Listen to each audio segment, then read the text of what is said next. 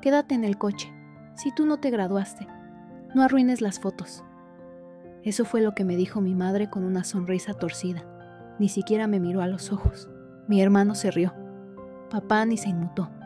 Cerraron la puerta del coche y se alejaron hacia el restaurante con pasos seguros, dejando tras de sí el eco de su desprecio.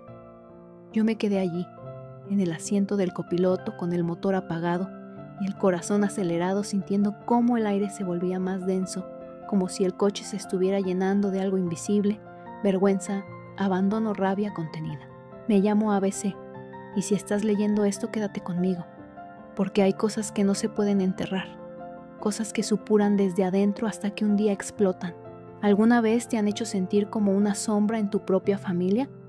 ¿Como un error que nadie quiere mencionar? Yo sí. Y no fue un momento, fue una vida. Desde la ventanilla entreabierta los vi reír, posar, abrazarse con mi hermano, que llevaba su toga y su birrete. Flashes de cámaras, copas de champán, ropa elegante, orgullo en cada gesto. Y yo, sin siquiera un vaso de agua, ni una mirada, como si fuera una mancha que era mejor esconder. No preguntaron cómo iba mi búsqueda de empleo. No mencionaron la beca que perdí en segundo año. Para ellos, si no cruzabas el escenario con un diploma, no valías la pena. No merecías celebración, solo silencio. Pero no fue la cena lo que me quebró, fue lo que vino antes. Cuando mi madre se giró, inclinó la cabeza con falsa ternura y me dijo: intenta estar feliz por tu hermano, ¿vale? Como si yo fuera una amenaza, como si mi mera presencia pudiera arruinar el momento de gloria de su hijo estrella. En ese instante algo dentro de mí se quebró, o quizás se recompuso. No grité, no lloré, no hice una escena. Solo miré mis manos sobre el volante, respiré profundo y giré la llave. No arranqué como loca, no hice chirriar las ruedas. Solo me alejé. No volví a casa. Fui a otro lugar, un lugar que había estado preparando durante meses mientras ellos pensaban que yo no hacía nada. Un lugar con llaves, contratos y firmas. Un lugar que llevaba mi nombre y no el de ellos. Nadie lo vio venir, porque nunca me vieron en absoluto. La historia de esta noche no es solo sobre una cena, no es sobre un coche ni sobre una toga que nunca llevé. Es sobre la cicatriz que deja el desprecio silencioso, sobre lo que ocurre cuando la oveja negra encuentra su voz y la usa. Aparqué frente a la casa familiar a la mañana siguiente, café en mano, sol en el parabrisas. Mi pecho por primera vez en años no dolía, sabía lo que iba a pasar. Mi padre saldría a las 6:30 como siempre con su sudadera y zapatillas a dar su caminata por la manzana. Mamá seguiría en la cama revisando sus redes sociales, viendo cuántos me gusta. Tenía la foto familiar de anoche, donde yo no aparecía. Y entonces lo vi. Él salió por la puerta con la expresión de siempre, hasta que se dio cuenta. Pegado en el centro exacto de la puerta, un sobre blanco con letras negras grandes. Para los inquilinos. Papá frunció el ceño. Lo arrancó. Lo abrió ahí mismo en la escalera. Sus ojos se movieron de izquierda a derecha, luego se clavaron en el suelo. Se dio la vuelta y entró a la casa a toda prisa. 10 minutos después vi la cortina del salón moverse. Mamá, teléfono en mano, y llegó la llamada. Número bloqueado. No contesté. Luego el mensaje ABC. ¿Qué es esto? Esto no tiene gracia. Vuelve a casa. Otro mensaje. Tu padre dice que no te atreverás. Esta es nuestra casa. Pero ya no lo era. 6 meses atrás descubrí que la casa no estaba a nombre de mis padres. La habían vendido en secreto para evitar la ejecución hipotecaria y la habían recomprado usando un truco legal con un amigo. Un amigo que fue mi profesor universitario. El único que creyó en mí cuando dejé la carrera. Él me ofreció comprar el título de la propiedad si lograba reunir el coste. Y trabajé. De noche, los fines de semana. 3 empleos, ramen barato, silencio, estrategia, espera. Una semana antes de la cena transferí el dinero. Y mientras ellos elegían corbatas y vestidos para celebrar al hijo brillante, yo me convertía legalmente en la dueña de la casa donde crecí. No lo hice por venganza, pero ahora que era mía, no iba a dejar que me siguieran tratando como basura. Mamá volvió a llamar. Esta vez contesté. Le dije solo 3 palabras, revisa la escritura, y colgué. La calma que vino después no fue solo dorada, fue mía. A mediodía el grupo de WhatsApp familiar ardía. Papá ingrata, mamá, te alimentamos, te vestimos. Mi hermano, ¿cuál es tu maldito problema? No contesté. Dejé que las palabras se evaporaran en el aire como vapor sobre asfalto caliente. Ingrata, dijeron. Pero cuando estuve hospitalizada a los 17 años, mamá dijo que era solo estrés por flojera. Cuando lloré en la fiesta de graduación de Ryan porque no tuve vestido para la mía, mamá se rió y susurró, tú no eres la bonita, cariño. Y está bien, tragué ese dolor durante años, lo guardé, como si fuera mío, pero esto también era mío, legal y completamente. A la 1 de la tarde sonó el timbre. Desde mi coche escondida tras un seto observé un mensajero portapapeles en mano, aviso de desalojo, 60 días, nada ilegal, nada vengativo, solo la ley, la misma ley que nunca me protegió cuando vivía bajo su techo. Papá de pie en la puerta tenía los puños cerrados. Mamá gritaba algo ahogada por los muros. Esto es una broma, esto es enfermizo. Pero lo que ellos nunca entendieron fue esto. El silencio tiene memoria, y el mío recordaba todo. El timbre de mi móvil sonó de nuevo a las 3 de la tarde. Mamá. No lo contesté, ni siquiera lo miré más allá de un segundo, porque si lo hacía, si escuchaba su voz, temía que algo dentro de mí se quebrara de nuevo, y ya no podía permitírmelo. Estaba en mi apartamento sentada en el suelo rodeada de carpetas, planos y documentos notariales. A mi lado, la carpeta azul con la escritura oficial, con mi nombre, solo el mío. Afuera el mundo seguía, pero dentro de mí, algo había cambiado para siempre. Volver a la casa de mi infancia como dueña legal había sido la cúspide de una batalla silenciosa. Pero la guerra emocional estaba lejos de terminar. Lo supe cuando papá me mandó el primer mensaje, con tono desafiante. Esto no se va a quedar así. Estás cruzando una línea peligrosa. Cruzar una línea, ellos la cruzaron hace años. La línea entre amar y usar, entre corregir y humillar, entre tener una hija y tener una excusa. Recuerdo perfectamente el día en que entendí con absoluta claridad que nunca iba a ser suficiente. Fue durante la comida de Navidad de hace 4 años. Ryan acababa de anunciar que lo habían aceptado en una empresa internacional. Todos brindaron por él. Mamá lloró de emoción. Papá le regaló un reloj carísimo. Y yo, que apenas había logrado pagar mis estudios ese semestre, les dije que había conseguido una exposición con una galería local. Silencio. Mamá se limpió las lágrimas. Papá sirvió más vino. Nadie dijo una palabra, ni siquiera felicidades. En mi familia lo que no brillaba, se ignoraba. Por eso no contesté los mensajes. Porque ya no era esa chica que suplicaba por atención. Era la mujer que por fin se escuchaba a sí misma. Pero el juego no terminó ahí. Al día siguiente recibí una llamada desconocida. ¿Era mi tía Lourdes? ¿Qué está pasando? Tu madre dice que la estás echando a la calle, que la odias. Cerré los ojos. Respiré hondo. No odio a nadie, tía. Solo estoy recuperando lo que es mío. Pero es tu familia, hija. ¿Y yo? ¿Yo no era familia cuando me dejaban fuera de cada foto? Cuando se olvidaban de mis cumpleaños. Colgó sin responder. Y entonces vino lo peor: los mensajes públicos. Mi madre, experta en manipular la imagen, comenzó a publicar en Facebook. Primero una foto de la casa con un mensaje. Algunas hijas se olvidan de dónde vienen. Otras simplemente nunca supieron amar.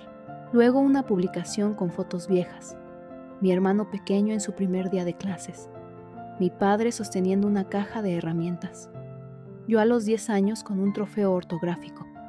Una de las pocas veces que parecía que importaba. Y el texto decía: siempre fuimos una familia unida, hasta que la amargura se instaló en el corazón equivocado. Los comentarios llovían. Qué triste, qué hija tan ingrata, no saben lo que tienen hasta que lo pierden. Me convertí en la villana, la paria digital. Ryan incluso me escribió directamente sin filtros. Esto es bajo ABC, muy bajo. Estás destruyendo a mamá. Y todo porque tú no supiste encajar. Encajar. Qué palabra más cruel. Nunca quise encajar. Quería existir. Esa noche no dormí. No lloré, solo me quedé despierta mirando el techo, sintiendo cómo el veneno de sus palabras intentaba infiltrarse otra vez. Pero esta vez no lo permití. Al amanecer encendí la lámpara, tomé una hoja y escribí una carta, a mano, sin tachaduras. No los estoy echando porque los odie. Lo hago porque por primera vez en mi vida tengo algo mío y no voy a dejar que lo envenenen. No van a burlarse de ello ni minimizarlo, ni a mí. La firmé con mi nombre, ese que nunca pronunciaban con orgullo, ese que siempre estaba detrás del de mi hermano. A las 9:00 de la mañana la dejé en su buzón. Después me marché sin mirar atrás. Pasaron días sin noticias, ni llamadas, ni publicaciones, nada. El silencio, por primera vez, no me asustó. Era un silencio diferente, denso, real, el tipo de silencio que precede a las tormentas o a las curaciones. Pero por dentro la batalla seguía. Soñaba con sus voces, con mi madre diciéndome estás exagerando, con papá gritándome que era dramática, con Ryan riéndose cuando le dije que quería estudiar arte. Solo acéptalo, yo soy el exitoso. Tú eres la creativa. Como si ser creativa fuera un defecto, una carga. Durante años creí que tenían razón, que yo era la rara, la que no cumplía expectativas, pero ahora me daba cuenta de algo mucho más doloroso. Nunca me quisieron como era, solo como creían que debía ser. Y ese tipo de amor no es amor. Esa semana la inmobiliaria que contraté me llamó. El cartel de Se Vende ya estaba colocado frente a la casa. Por primera vez no hubo intentos de contacto. Silencio absoluto. Pero entonces ocurrió algo inesperado. Una carta. No un correo, no un mensaje. Una carta manuscrita dejada bajo la puerta de mi apartamento. Era de Ryan. No me gusta lo que hiciste, pero lo entiendo. No supe cómo hacerte espacio. Lo siento. Me quedé mirando esas palabras durante minutos. No eran una excusa, ni una justificación. Eran verdad. Y aunque no cambiaban el pasado, algo dentro de mí se aflojó. A veces, el primer perdón no es para sanar a los demás. Es para soltar. Para respirar por primera vez sin pedir permiso. Y eso hice. Respiré. Profundo. Libre. El silencio de mis padres ya no era una amenaza. Era un eco vacío. Porque por fin mi voz ocupaba el espacio que siempre me negaron. Toqué la puerta 2 veces. No hubo respuesta. Esperé un instante como si una parte de mí, la más herida, la más infantil, aún esperara que alguien bajara corriendo las escaleras para abrazarme, para decirme, te echamos de menos. Pero no. Solo el crujido de una hoja seca en el porche y el silencio detrás de la puerta. Metí la llave en la cerradura. Giró sin esfuerzo. La misma cerradura de siempre. Pero esta vez yo tenía la llave, no para entrar como hija, sino como dueña.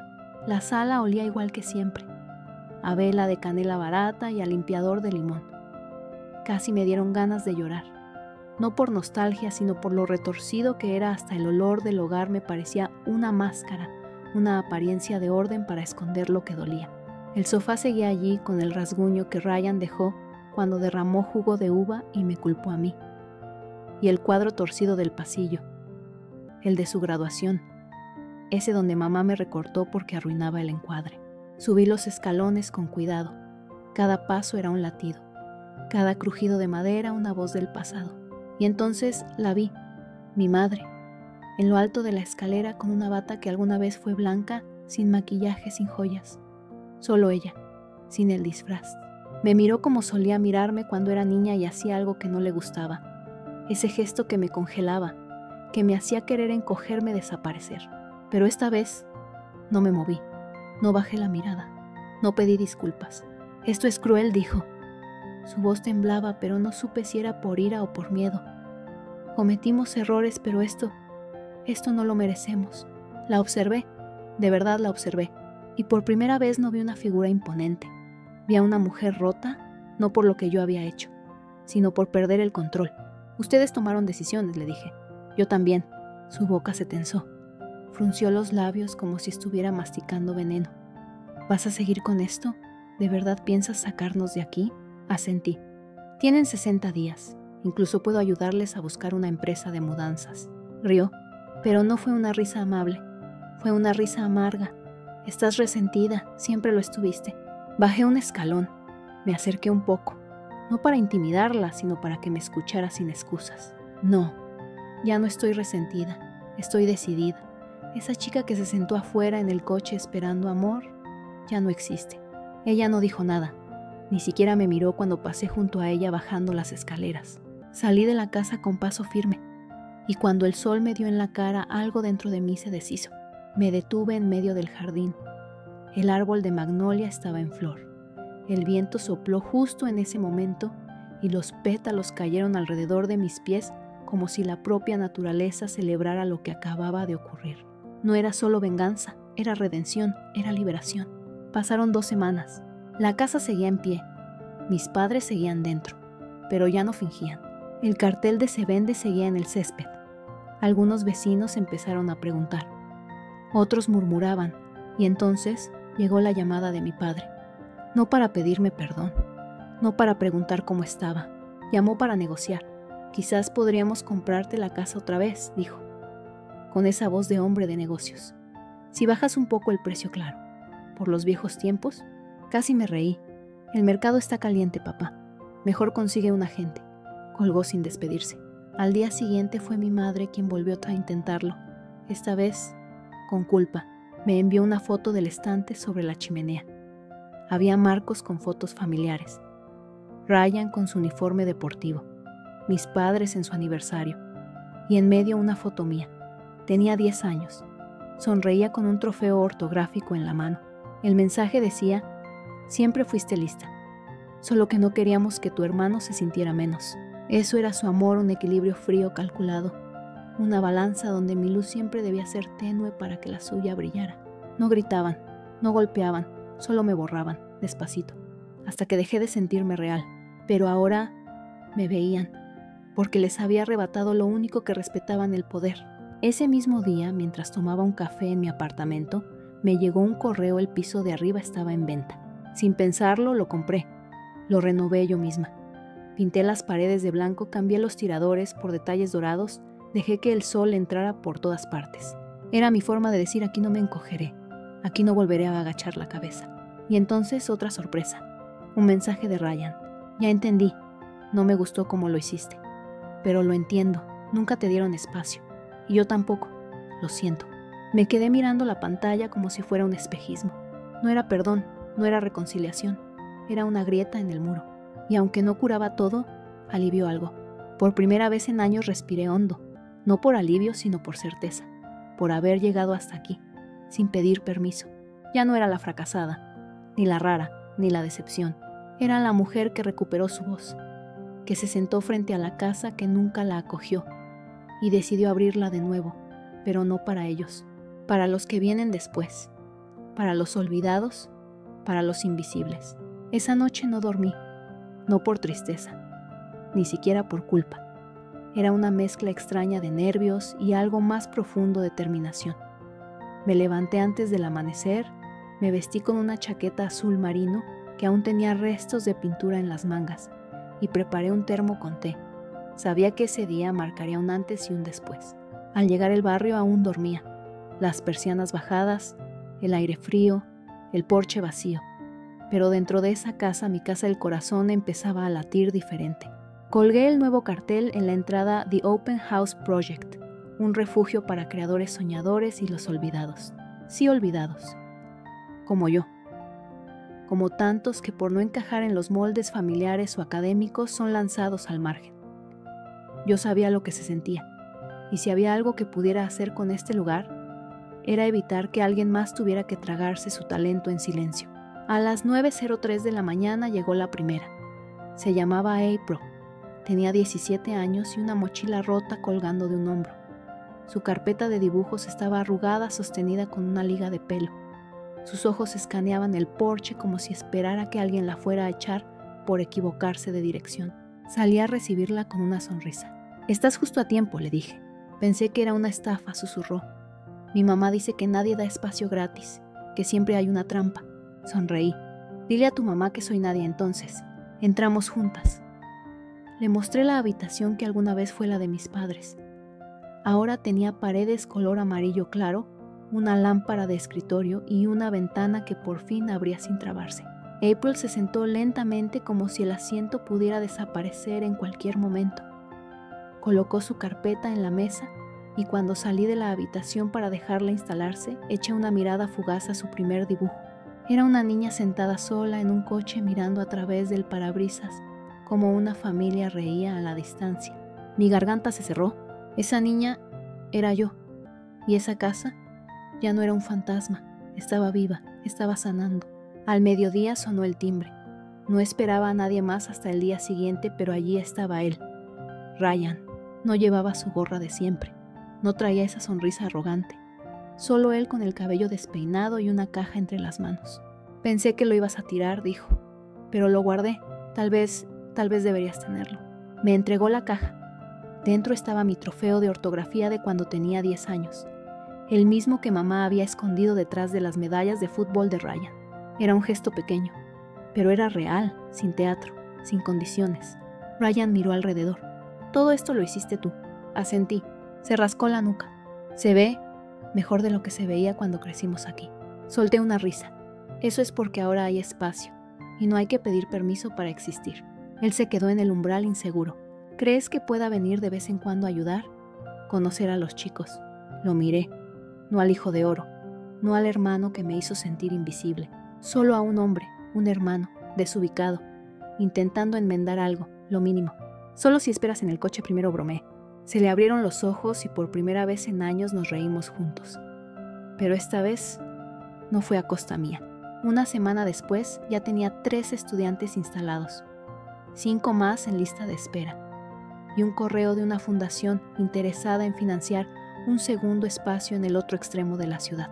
Las cosas avanzaban, y yo por primera vez en mi vida no sentía que estaba sobreviviendo. Sentía que estaba construyendo. Entonces, un martes por la tarde, recibí el mensaje de la inmobiliaria: ya se fueron. La casa está vacía. Me quedé en silencio un buen rato, no por alivio, sino por algo más profundo. Paz, de la de verdad. Conduje hasta la casa. Ya no había cortinas, ni macetas, ni sonidos. Solo el eco del pasado rebotando en las paredes vacías. Recorrí cada habitación. No quedaba ni un mueble, ni una foto, ni una risa atrapada entre las rendijas del suelo. Solo espacio. Y en ese espacio me encontré. Entré a mi antigua habitación, la que convirtieron en trastero el mismo día que Ryan volvió a vivir allí. Las paredes seguían siendo azul pálido. Me senté en el suelo.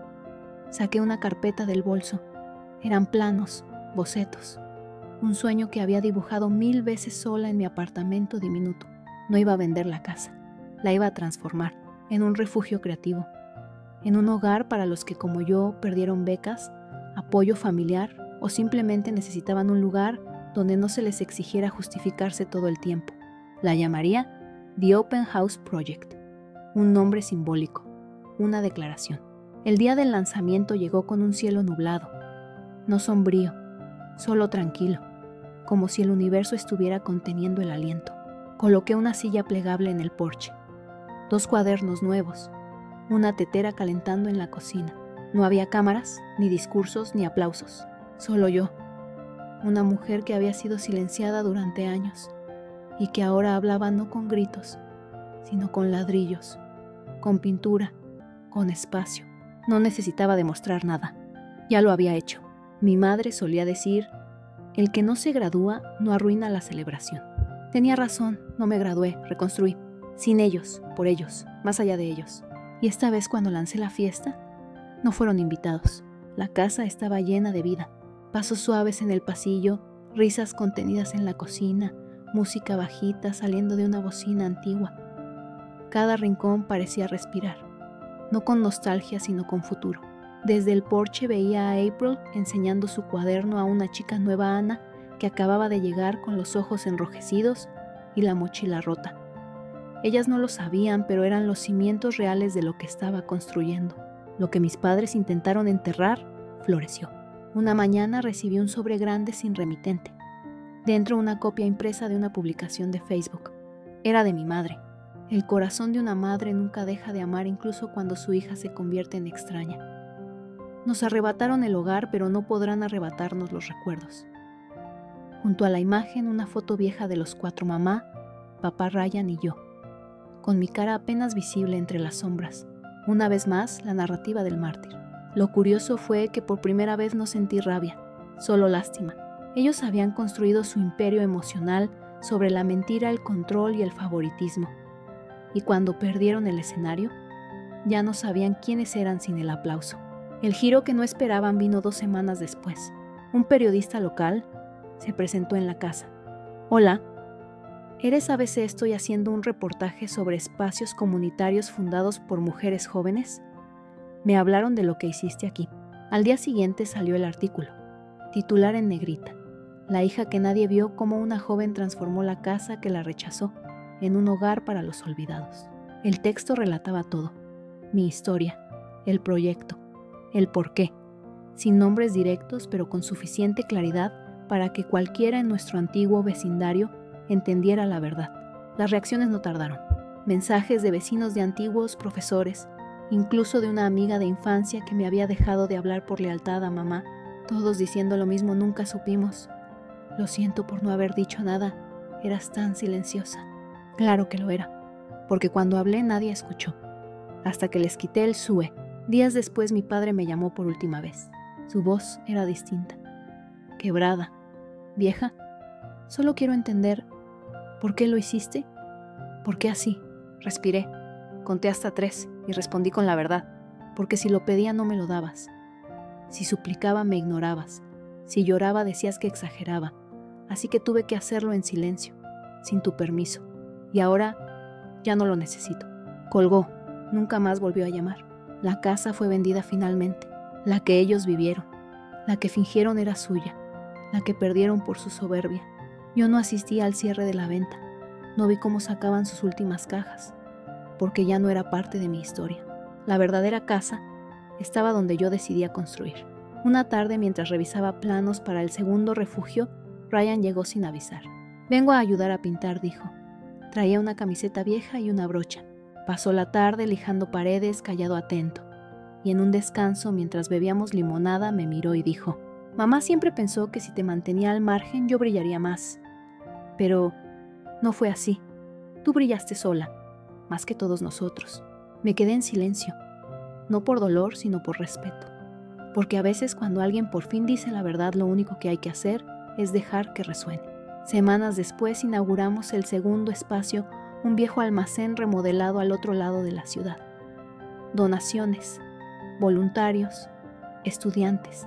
La red crecía. El día de la apertura una joven se me acercó. ¿Tú eres la fundadora? Asentí. Mi madre me dijo que una mujer que no se gradúa no llega lejos. Y mírame, estoy aquí. Le sonreí. Yo tampoco me gradué, pero reconstruí. Antes de marcharme esa noche, pasé por la vieja casa una última vez.